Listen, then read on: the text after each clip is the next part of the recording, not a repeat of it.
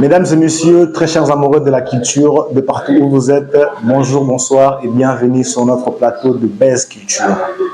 Chers amoureux de la culture, toujours dans l'optique de vous servir, aujourd'hui nous nous sommes déplacés pour voir l'un des plus grands warriors de la capitale de Kinshasa. Je peux même dire l'un des plus grands warriors du monde entier. Mesdames et messieurs, avec lui aujourd'hui, nous allons parler sur l'importance, pourquoi il faut être warrior et en quoi et pourquoi Fally est légende.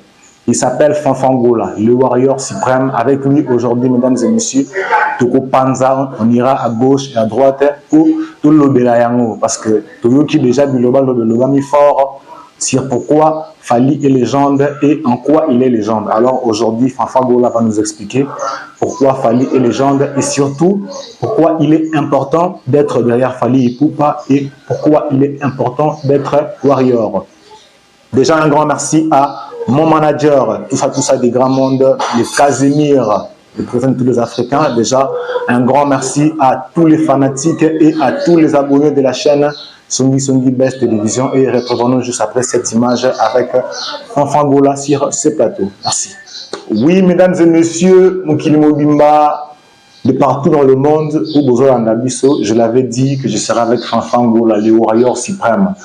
Nous avons représenté Warrior tout. Et Ipen, Fanfangola, bonsoir.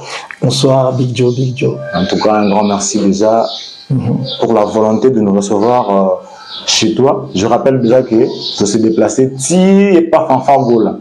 Tu es Warrior. Moi, déjà pour commencer, c'est qui Fanfangola? Bon, à part que tu te présentes au warrior suprême. Ouais. On a déjà, à part ça, qui est Fanfangola? Fanfangola, Aza analyste et en musique. Ok. Mélomane, peu fanatique à bonne musique. Fanatique à bonne musique. Bonne musique, oui. Aux amis basés dans ma Fally parce qu'il y a des drapeaux, il y a musique dans du soko. Donc, vous êtes fanatique et bonne musique, plus basée sur la musique de Fally. Oui, vraiment. Fanfangola. Oui. Voilà pourquoi on t'appelle Warrior Suprême. Warrior Suprême et Warrior Légal. Warrior Suprême et Warrior Légal. Donc, il y a Warrior, il y a Simanda Kubo, Bassa Bakeba. Bon, Bakeba parce que Warrior Légal a Zali. Bien. Déjà, vous êtes Warrior. Oui. En plus, on est Warrior Légal. Oui. Fally, Yende, libère à Warrior. Mais déjà, tu as dit que Fally nous a musique congolaise. Oui. Quelle musique et de quel orchestre a bercé l'enfance de Fanfangola? Ah oui, voilà vraiment. On l'a vu beaucoup sur les Zongelinga. Bien sûr, là. On voulait tout ce temps, on a mis la question, la Yamata, on a mis sur la banda, on a mis la banda, ce n'est pas Vera Jakula, mais Wenge ensemble, il y a des colisibiso, on est 4x4 tout terrain, je pense Madame Bembélé, dans France, quand l'anniversaire d'un à 5 ans, je me rappelle bien. Donc la musique qui a bercé ton enfance, la musique de Wenge. Wenge 4x4 tout terrain. Ok. Voilà la sauce. Précisément la musique nini. Peut-être que ça n'a pas la musique où berce l'enfance non. La musique est belle. La musique est belle. Sauf que biso dozi maku ya Wenge. Wenge. Musique na wango Wenge. Wenge penda surtout Pentagone vraiment. Taka tiro ba pala ngoto za la mutu. Bachana ngoto za la mutu. Na nito se achievement que non kamera bo na nenga mukete. Ata kanini biso obina Wenge. Si. Bateri chamba kolisa biso ba Princess Lover. Ba Kesha. Muke Corneille surtout yepe mais mimi penda Wenge. Obige elomo boye ibetsinga na mutema. Ouais. Ne Bandeli, on t'a présenté comme le warrior légal. Oui. Maman a bien suprême, mais il est légal. Légal, Yangali Mabani. Yangali, malgré que on a banda. On a banda, il y a Tongo. Et en plus de ça, la musique qui a bercé ton enfance, la musique de Wenge. Oui. Mais malgré ça, on t'appelle warrior. Oui. Pourquoi tu as choisi d'être warrior malgré que la musique est bercée en France, la musique est à Wenge, et surtout qu'au départ, on t'a présenté Fanfangola. Ouais. Fanfan, on a un souka na mwana. Tu vois comment gola mo bizarre. Vraiment. La personne na kanisi ce papa na biso, père son âme. Gola Boniface. Il a pris comme la famille quoi. Non, Fanfan Gola comme la famille.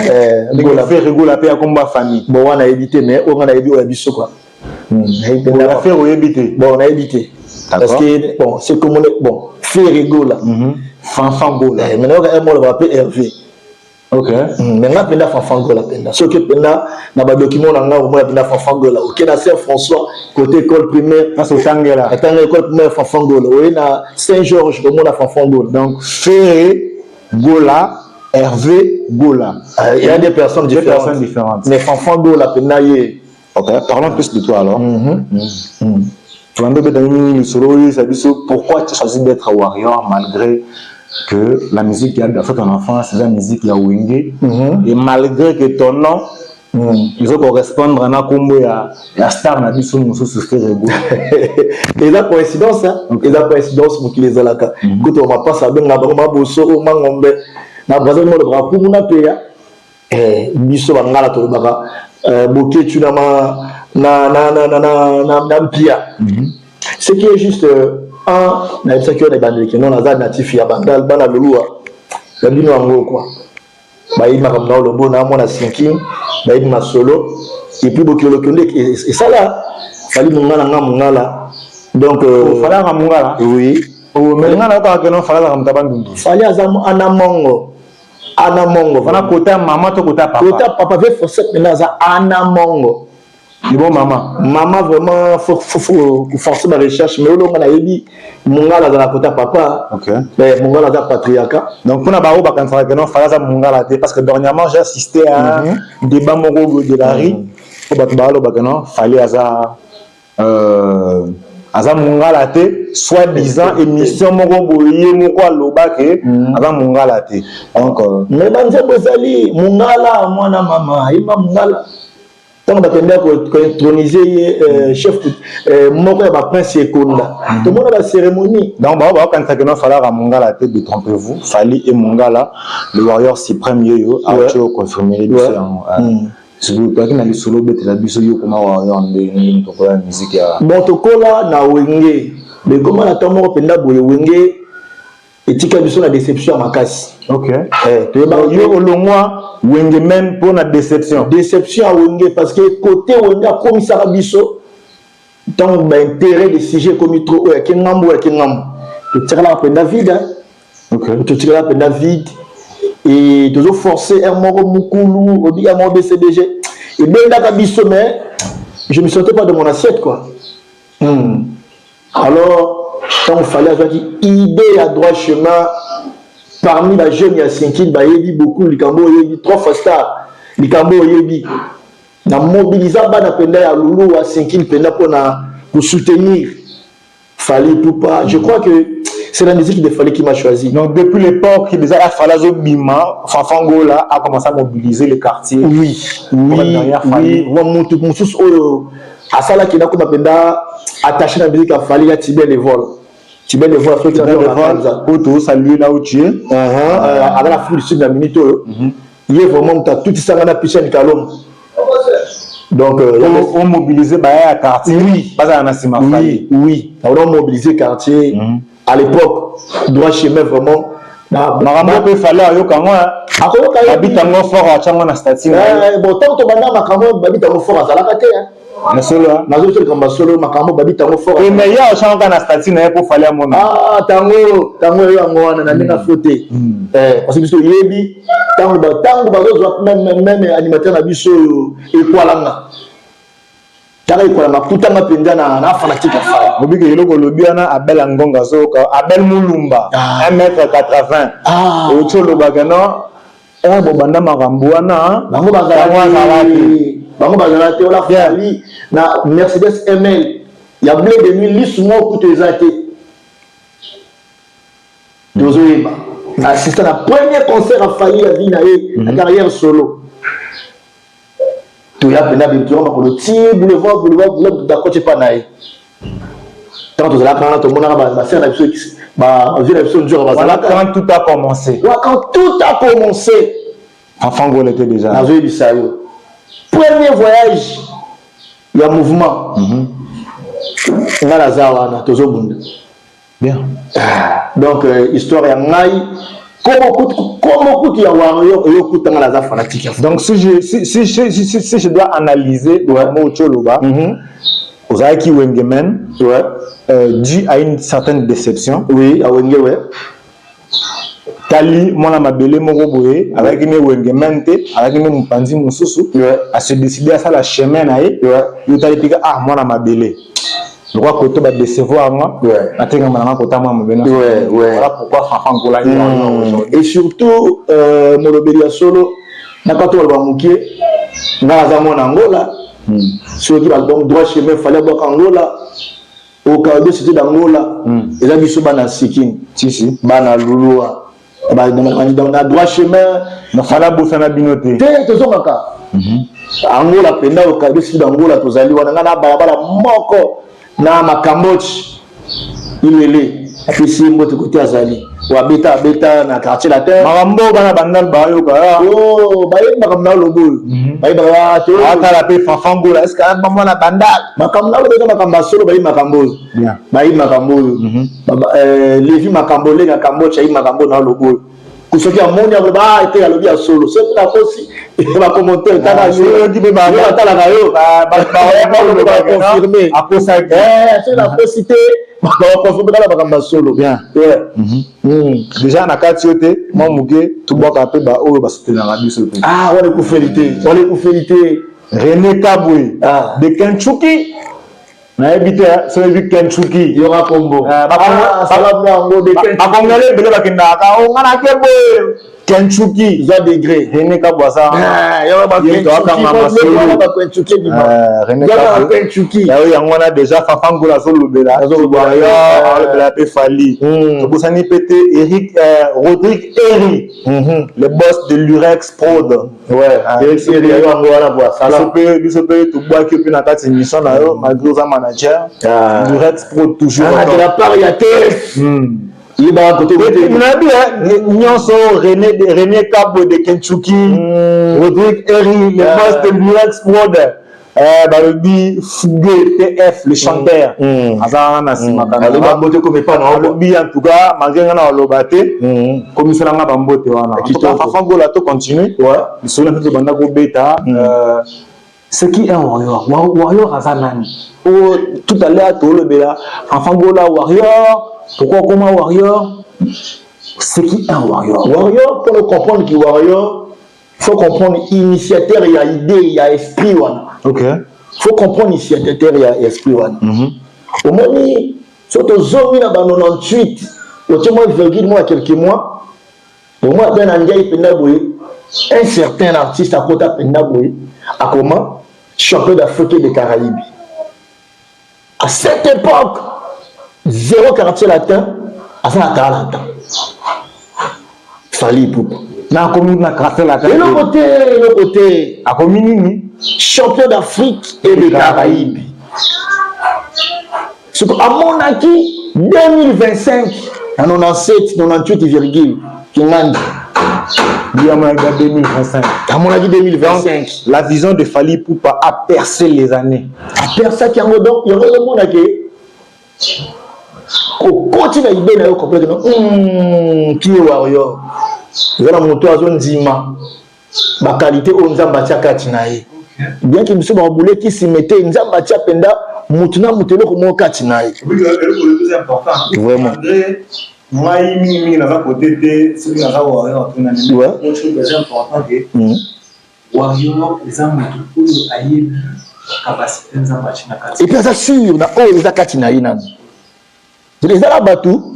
Et donc, il y a 4 ans bangote. Ato booster, mais fallait y bakina. Joa Kaboul, dans tout ce qui m'a dit, champion d'Afrique et des Caraïbes. Joa Degré. Il y a 98 déjà. En 2002, nous sommes d'ailleurs dans la région. Déjà, mon âge déjà que en 2005, 2025, on a champion d'Afrique et des Caraïbes. Et le Kokisama. Le Kokisama, champion d'Afrique, il va falloir dominer en haut. En un seul mot. Un warrior, c'est un bagarreur. Ou un bunda pona kobimisa oyo zakati na ye. Otalisa batu oyo nzamba zakati na ye quoi. En tout cas, Et puis dans la définition, il y a warrior, c'est un mot anglais. Ouais. C'est un combattant. Un guerrier. Un guerrier, ouais. Et ils n'ont pas maté Fali Amingi warrior. Tu as vision là. Il y a une mission qui est warrior. Ouais. En tout cas, mesdames et messieurs, partout dans le monde où vous êtes, il n'y a pas de Mituna. Ou Mituna, c'est un warrior. Ouais. Tout est bien, warrior, pour un warrior.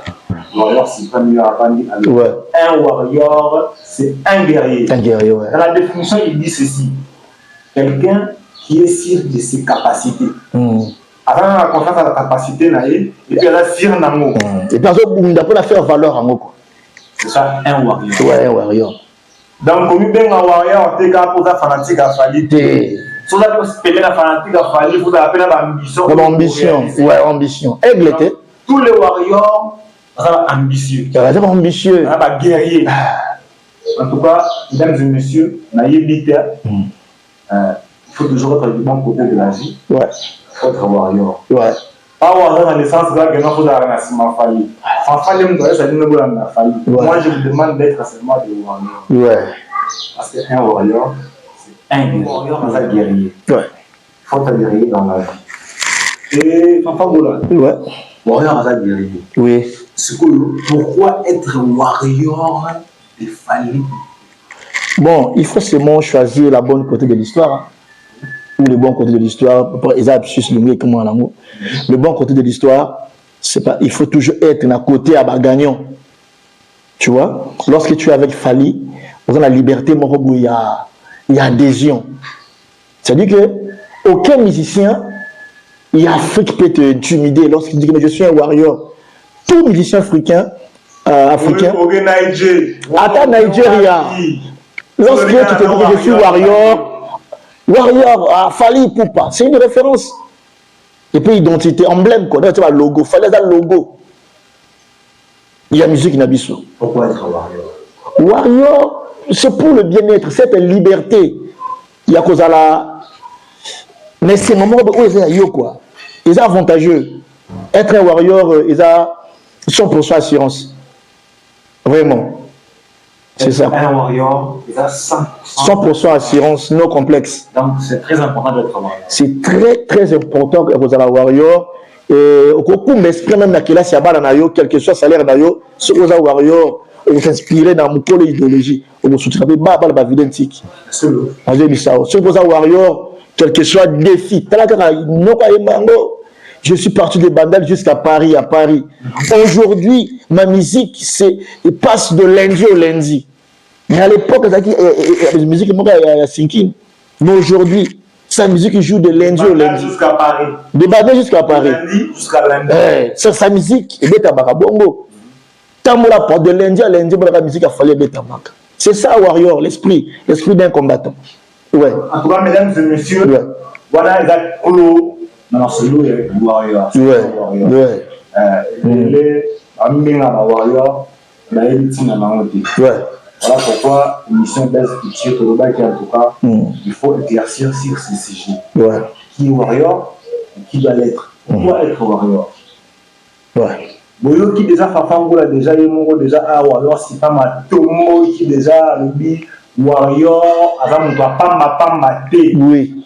Là nous sommes invités. Alors tabasé des ngambwana te. Ils ngambwana. Oh ngambwana wana. Oh ngamboyo. Ba profita kana mafinga pona ko sala débat quoi. Oh ya solo. Bon. Pour un warrior c'est un guerrier. C'est un guerrier ouais. Un warrior c'est celui qui est derrière Fali ou pas. Ouais. Et un warrior avant qui a pas mal. Ouais. Et l'émission de l'eau, on ne parlait pas seulement sur le sujet de warrior. Ouais. Dernièrement, tu as une émission, Bini, Baleki, Falier les jeunes, Falier pas les jeunes, qui est les jeunes, et Belé Balobaki. Chacun, en tout cas, a apporté son point de vue par rapport au sujet qui était du jour.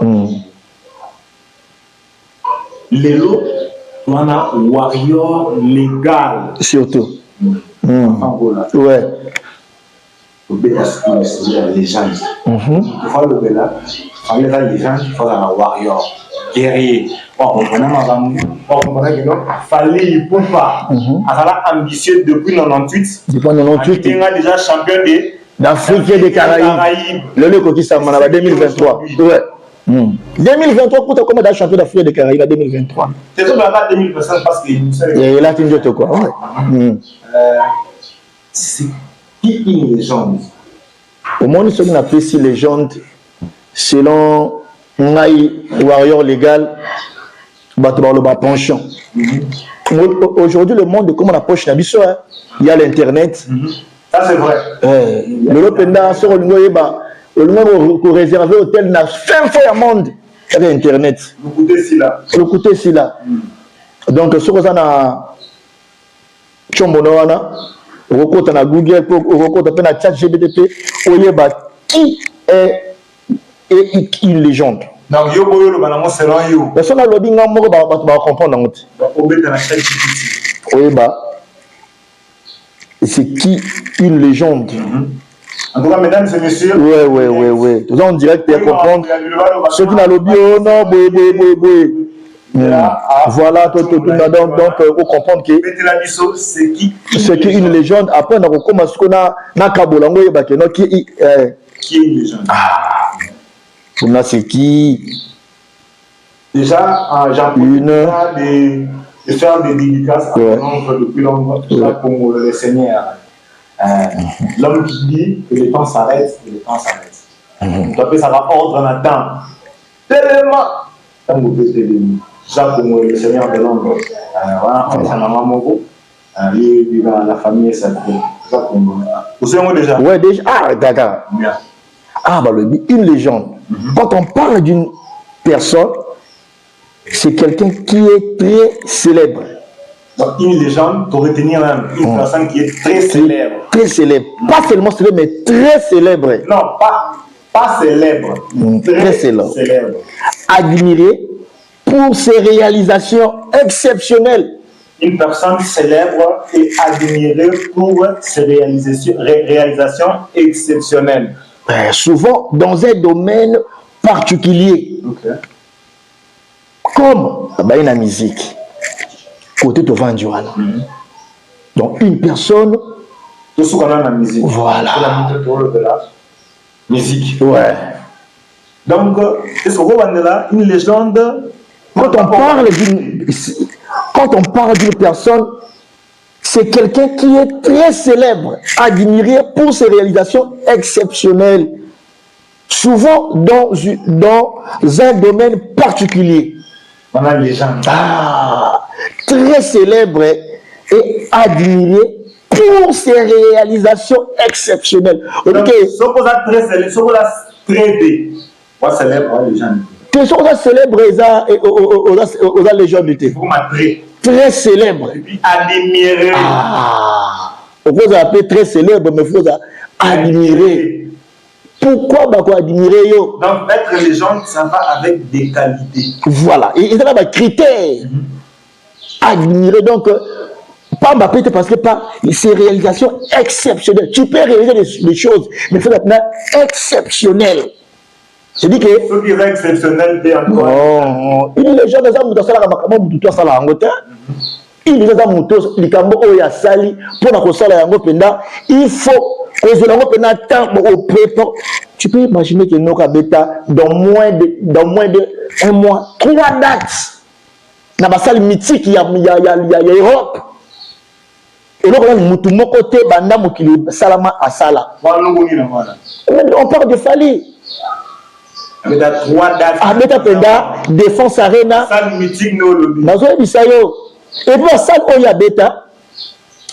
Aucun Congolais a bêta encore récemment. L'autre là, auto bêta. Mais à sauter. Vous avez concert, il y a au revoir, il y a les montres. Vous mettez H, le chanteur, à Azourouma. Nazo bisayo. Azourouma solo. Bon. Pour que je ouais. Combien de légendes existent dans la musique congolaise? La légende. Bakozala moi na mboka na biso Mais moi, na mboka na biso. Parce que les légende nous a kebelete. Tu es un musicien, c'est une légende. Mais tu fais pas un musicien. Tu es bien une légende. Bien affilé pas un musicien. Tu es bien une légende. Ah, bien affilé. 12 nini. Album na victoire de Tchèque Makalami. Ah, bien affilé mbote. Victoire de Tchèque Makalami 12. Oui, mais que la landa bien affilé, ça peut être solo. À quel point parler boy. À ce moment-là, moi, on a dit que non. Tia date. Au monde biso. À tout le monde, moi, que non. Moi, bien affilé là, warrior. Maloba bien affilé, ce qui a bien maloba naï. Signora, tout na yo mambozo de la sauce. Mais Michel Zali. Tout na signora. Parmi mina signora. Alibi bien moi, on est à Touni. Toi, tu es mon papa, mais moi, je suis à Tchéboué. Ah, entre autres. N'est pas dans mon cours Lingara, il peut panel. N'a pas la jibi balinga. On a vu James Piana. Mais bana tu a wenge baza ba warrior. Bana tout ya wenge. Mais nana moi arranger album. Oh, là ça été. D'abord c'est bisoté. Big Joe. Bana tout ya wenge baza ba warrior. Big Joe. Au monde ba tout dans l'année. Voilà boy. Big Retega il a fallu album il ben zaranan. Non, moi la blesse boulette. Wengemen. Oh. Net bien na batoko c'est on a mutafa de la go. Ouais. Aïe, la fuma là na ni ngelo communiquer. Bana wenge tout baza ba warrior. Moi ba patron tu a wenge wana. Bana bango ba warrior. Bana te ba patron ka. Ba patron là ba patron a wenge. On va changer malheureusement. Mais quand je parle de Wenger, et ça les six patrons. Il a bien, il y a voisin là-bas. Le roi Banani Angwana. Ah. Le roi Yowanganiamo, pour retenir là, et papa pour la lobby, Bana Wenger tout, à la warrior. Toujours. Tout le monde n'a pas la Wenger. Mais ton mon anniversaire à mon JB. Mais tu n'as pas encore précisé pour combien de légendes existent dans la musique. Il y a mon ami qui nous fallait une nuance sur la légende. Il fallait la légende, il faut faire la virgule. Avant la légende vivante. Non, ok. La légende, Bazali, Barochero, Basosouté. Avec la biso Kabassel et Yampagne, Basosouté. Donc, nous allons représenter la légende. Légende vivante. C'est fallu pour pas. Pourquoi? Peut-être. Pour faire légende. Au moni, Dieu. Où est la légende? J'ibéra légende. Papa Bola, qui est légende? On dit qu'il a vendu Penda Boy, Natala Penda, documentaire, il y a musée national, il y a musique, il y a Afrique, il y a la Belgique. Il y a une international de la musique, des cultures africaines. Il y a des photos, tout. Pour faire la légende. Kofi na mona et Kofi a sa légende. Entre autres. Entre autres. Vous rassemblez la légende. Entre autres, gars. Je vais faire la légende. Entre autres. Mais il y a autre chose. Parce que la culture, la musique, on va chef-d'œuvre des musiciens africains. Batia Werate, Batia JBT, Batia Franco, Batia Taboulé, Batia Madilou, Batia Fali Poupa, Batia Kofi, Batia Werate, Batia JBT, Batia Wenge, Liboke. Ozoga. Mais tu vas tracer ma marque Afrique sur le plan culturel. On voit la photo de Fali, lui seul, Fali Poupa. Bah, comme on va reconnaître Wenge, mais pas les individus de Wenge. Donc, en quelque sorte, ça confirme que non, tous les Wengeman sont les warriors. Le Wengeman, moi, je quitté côté Bana Bango. Moi, je viens à compliqué. Je viens à compliqué. Je viens à bateau, PC Lengi. Ronaldinho a PC Monsieur Lengi. Mais Monsieur Mataï Karo. Est-ce que tu as Messi parce que Ronaldinho Azala? Donc, vous avez PC Lengi. Bah, faut la porte à côté chambre. Donc, il ne faut pas PC Lengi. Mais Fali a fait mieux que Kofi Olomide. Oh. Fallait a fait mieux que Wenge. Wenge tout entière, bah, ça l'a rien à 10 ans. Fallait ça à 19 ans, la carrière. Wenge tient bandé, Kabone, ça l'a 10 ans succès. Mais pas tout dans l'histoire des beau 86, 96, 97, Wenge Kabone. En quoi Fali est légende? Fali est une légende par ses exploits. Tout un yango awa. Personne très célèbre. Quels sont les exploits où il rend Fali une légende? Mais depuis que le Congo est Congo, il n'y a aucun Congolais Oyo a été un album que le Fali pour pas. Comme Michel Azal a fait, oui, ballon d'or. Oui. Bien que depuis que le Congo est au Congo, les musiciens n'ont vendu plus que Fali. Album Rumba. Avec Rochero. Rochero, oui.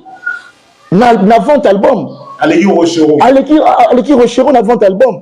Seigneur Lay. Et le premier album, album Émotion, avec 500 000 exemplaires aux États-Unis. Ah, ok. Fali vient après Papa Wemba. Papa Wemba, dans la musique urbaine, parce que Émotion, c'est la musique urbaine. Après, vient Fali pour pas 300 000 exemplaires. Et après, lui, qui a vendu 200 000 exemplaires? Il n'y a pas. Quoi encore reconnu sa famille des gens? Bon, défi. Comme défi du genre. Par exemple, depuis que le Congo est Congo, aucun Congolais à Beta Salle, il y a 28 000 personnes à part Fali. Depuis que le Congo est Congo, aucun Congolais à Beta Salle, il y a 40 000 personnes à part Fali. Depuis que le Congo est Congo, Moutoumou a musique n'a pas de faille que Fali. Depuis que le Congo est Congo, Moutoumou a musique n'a streaming que Fali.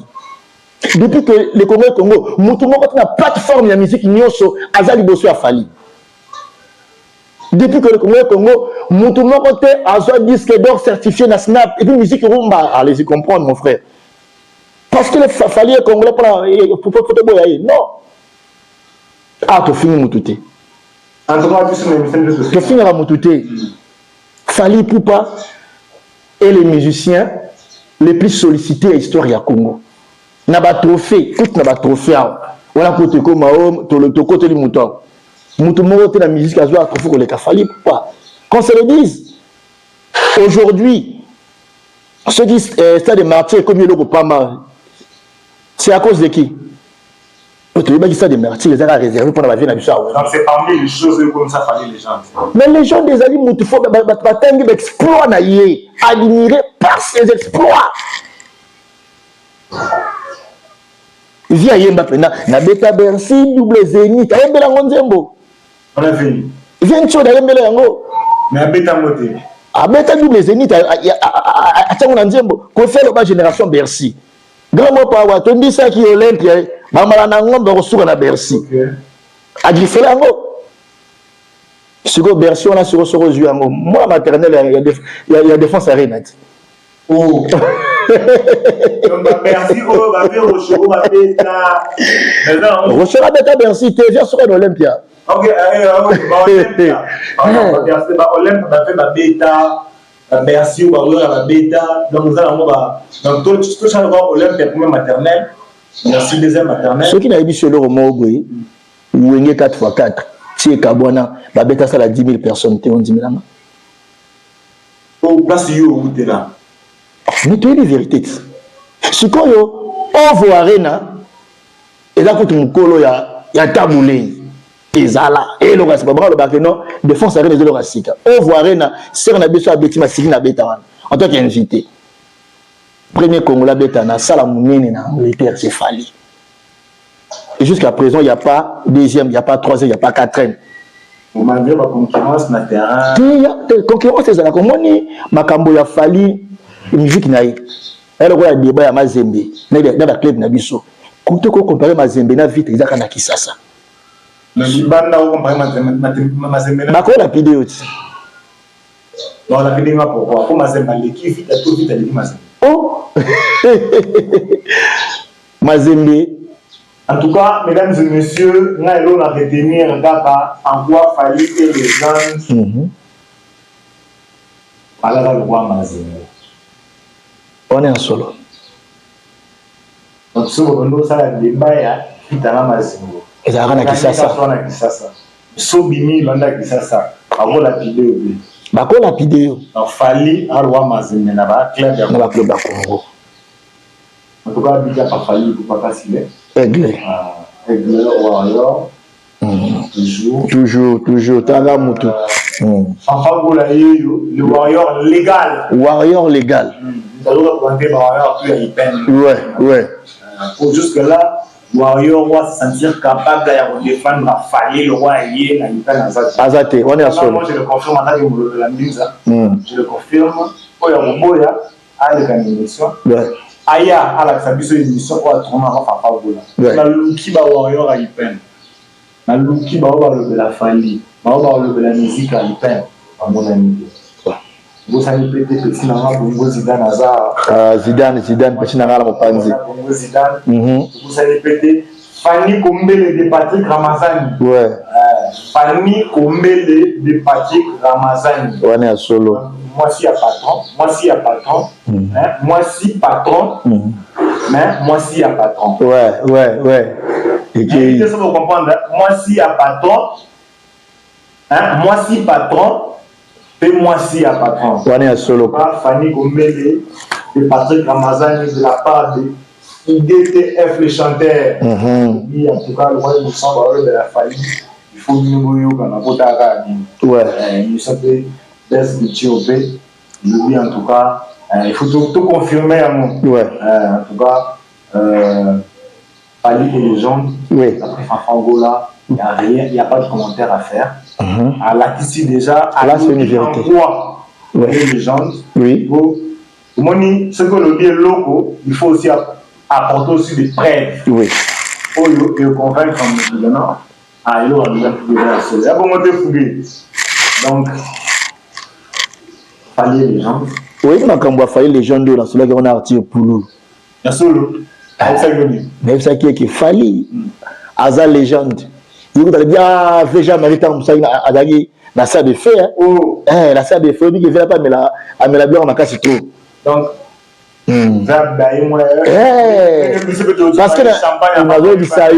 parce que vieux Calamine n'a eu ça yo. Vieux pour le dit que non, même Johnny a l'idée il y a légende était la France. Alors là il y a ce que ça me l'a bu en casse. Artira Makambo. Même Jika à partir à Dubaï. A dosé. Il y a Eric Okemba partir à States, même Eric Lubat à partir à States. Go la taille ma comme mutna zoloba. TV, c'est la Fanfangola. Ouais. On le fait. On le na la paix. La presse pour la tout le respect envers. Dans ta caméra, mais la comprendre. On a paix pour la presse, tout le respect envers lui. Mais à Jibi et l'équipe. Ah, on a un solo. Parce que via Boy na Johnny l'idée. Il fallait. Ah Boy Johnny l'idée. Boy na Johnny l'idée. Je l'ai dit, il faut moi, ça maman maï, et ça la moi ja. Ah bah ça maï. Moi me la rappelle maï. Et ça la moi vrai. Et ça la moi vrai. Maï les personnes les carapés de l'amour. Et ça la peu faux. Il dit mal. Ah mon Dieu comment? Et ça que muta daka so ba beli liboma. Quand muta daka maï est trop. Ah. Et tout maintenant la niveau là que non quand même non. Tu viens comment dégoûter. Et il fallait accompagner Johnny Hallyday. Le bien beau album Formule 7. Problème où journaliste en a les gars qui m'émission d'ailleurs pour la famille arrivé ma fille n'a pas monté. Ah bon la fille vieille. Ah monté, moi le plus que fingité. Ah la vieille c'est quoi le la réalité que là moi je suis désolé comme ça. Maï à ta glace hein. Macha la glace na kati. Moi c'est renseigné au moment après il au bout à peignon. Acha un peu glace et ça va moi bien. On a Fanfagola, Ata, Boleki, Bolobi, Fali et les gens. Un message à tout le monde. À tout le monde. Sauf à l'exception de personne. Bon, message dans la sur le fait qu'il fallait que les gens après Fanfagola et après tous les warriors. Wana na pesi message na ba warrior nyos. Bako sabi. Ba warrior gâté. Warrior bandima déjà. Et en particulier ba warrior. En particulier ba warrior. Ba warrior na en général bato nyos. Botsa na mutu na bino. Il fallait Aza légende. Et puis légende vivante. Akufati. Azali. Atika pe. Donc wana bon ndima yango na ndenge tout. Parce que fallait na bino, fallait na biso, fallait na nga. Na kacha WhatsApp, na kacha Facebook. Congolais moko taleki na kati ya Instagram Congolais moko taleki na kati ya Facebook Congolais moko taleki ozobe loko na bane 2020 Fally Ipupa est classé parmi les 50 personnes les plus influentes en Afrique. Donc il n'y a pas à se chercher des idées. Fally Aza légende, tout bunda, nous les ébélés, tout continuer. En général, dans le bien biso boya, ma place est allée. Bon c'est la makasi, na kacha libota oya ba warrior. Une fois comme warrior, aux une famille éternelle quoi.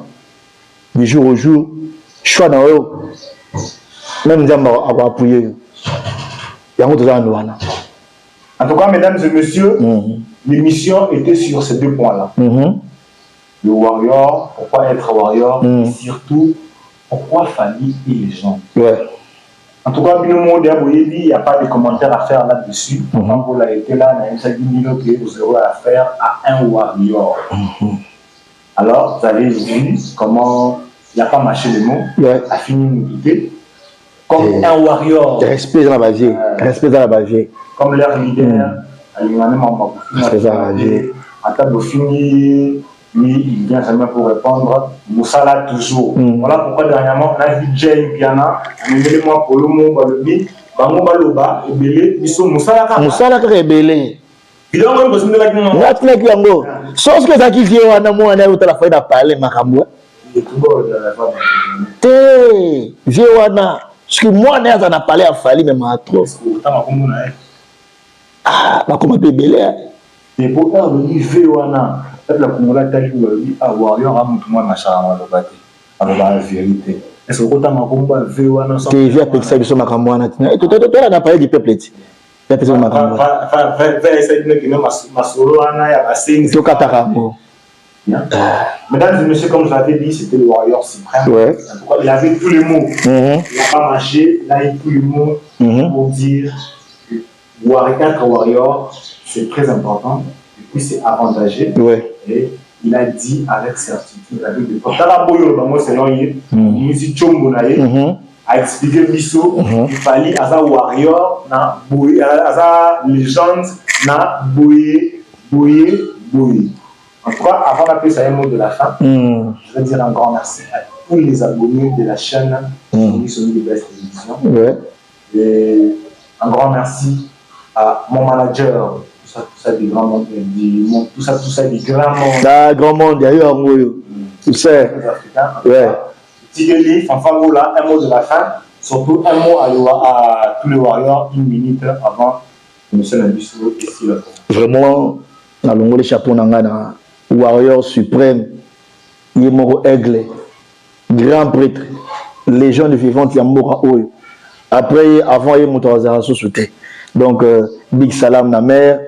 Bon séjour na mboka na pitchine tout le monde a ba vidéo ndenge ba mboka bo profiter na Congo mboka na bino ki sasa oh papa abunda pa embelaka apesi merci na chaîne munene o yambinga pe fafagola na kacha masolo afa bambote na ngana pesi yango na ba abonné na ngai ya chaîne na ngai surtout bo sanate bo s'abonner massivement na gola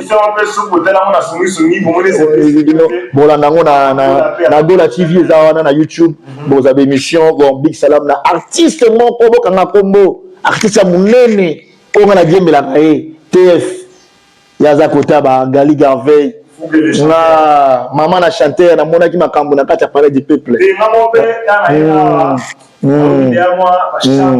na pesi mbote trop et surtout vraiment après Simbote nanga pe na Crispin Chumbu boss nanga Didier Chumbu mbote belé vraiment petit nanga Petra Gola na pe Simbote nanga na Zidane kota Azali na pe Simbote la grande sœur nanga propre depuis les États-Unis Peggy Gola bambote ne belé surtout la communauté warrior tous a toujours vigilant makambo ezali vraiment d'ici là vraiment to kutana na ta chaîne Gola TV big salam na biso. En tout cas, mesdames et messieurs, big salam à tous les abonnés de la chaîne qui sont sur la télévision. Big salam à tous les warriors du monde entier. Toujours. Salam à tous les mélomanes de la bonne musique. Et surtout la musique de Fally quoi. Vraiment à la prochaine. Ok.